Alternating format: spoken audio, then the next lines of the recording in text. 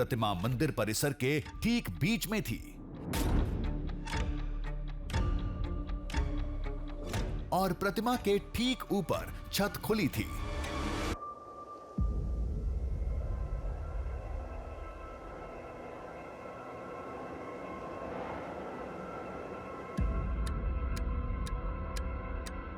इसी को लोग अदृश्य शिवलोक का रास्ता बताते हैं।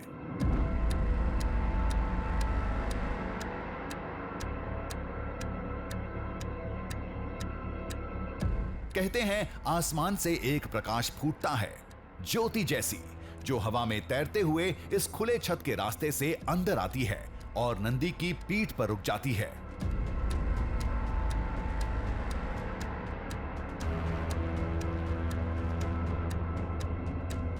जिस स्थान पर नंदी है और ठीक ऊपर से सूरज की रोशनी आ रही है, ऐसा आपको दिख रहा होगा कि बिल्कुल इसी हिस्से में यह रोशनी है। तो अभी ये बात समझ आती है। अभी इसलिए ये बात समझ आती है क्योंकि इसके ऊपर सूरज है और सूरज की रोशनी छनकर नीचे की तरफ आ रही है।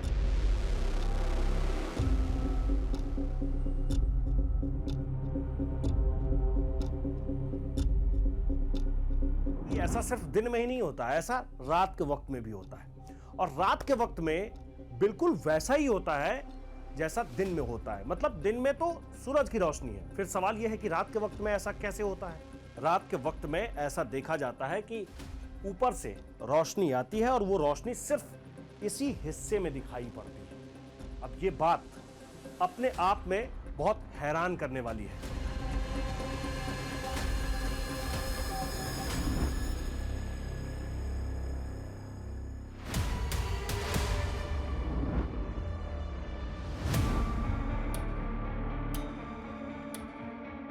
हमारे लिए तो अभी ये बात अहम थी कि वो चमत्कार कब से हो रहा है और क्यों हो रहा है।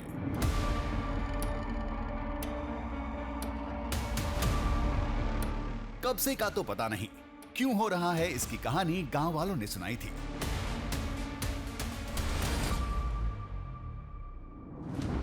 पौराणिक समय में यहां मांडवासुर नाम का दैत्य रहता था, जिसके अत्याचार से लोग बहुत परेशान थे। सभी ने ऋषि मुनियों से मदद मांगी तो ऋषियों ने महायज्ञ करके महादेव का आह्वान किया। यज्ञ कई साल तक चलता रहा। फिर एक दिन महादेव प्रकट हुए और तब भगवान शिव ने कहा कि एक स्थल बनाया जाए जिस स्थान पर शिव की पूजा अर्चना हो और उसके बाद जो मांडवासुर राक्षस है उसका वध हो जाएगा।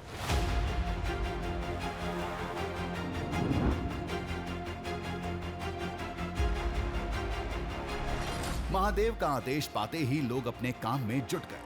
कुछ ही दिनों में 12 खंभों वाला ये मंदिर खड़ा कर दिया गया। धाम के बीच में नंदी की प्रतिमा स्थापित की गई और इसके ठीक ऊपर वाली छत खुली रखी गई। कहते हैं ये सब भगवान शिव के बताए मुताबिक हुआ था।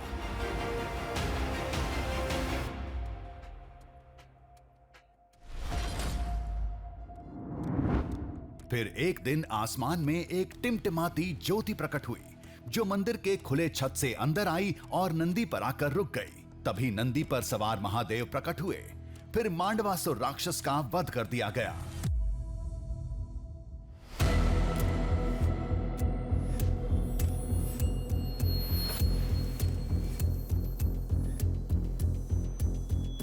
पहली बार रोशनी गिरी थी तब से लेकर आज तक निरंतर वो रोशनी इस मंदिर के आसपास देखी जाती है और खासकर सबसे बीच वाले हिस्से में। और लोग कहते हैं कि वो भगवान शिव इस स्थान पर आते हैं, इस स्थान पर आकर वो रुकते हैं। वो रोशनी इसी बात का प्रमाण है।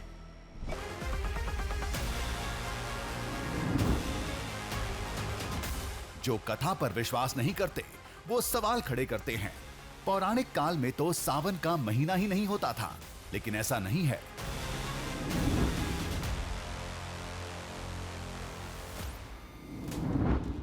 शिव पुराण में रुद्र संहिता के अध्याय 12 में लिखा है, समुद्र मंथन सावन के महीने में हुआ था।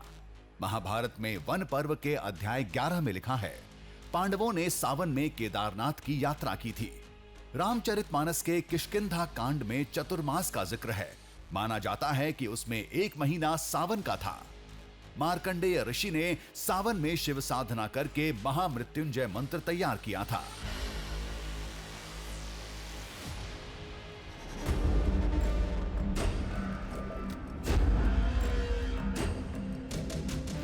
इस दावे का यही सबसे मजबूत पक्ष था, जिसके मुताबिक भगवान शिव सावन के समय ही ज्योति के रूप में यहां प्रकट हुए थे।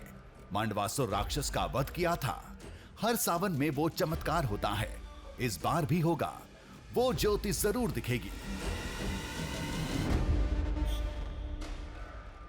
पहली बार जब रोशनी पड़ी थी तब सावन का महीना था, और तब से लेकर आज तक हर साल सावन के महीने में ऐसा जरूर होता है।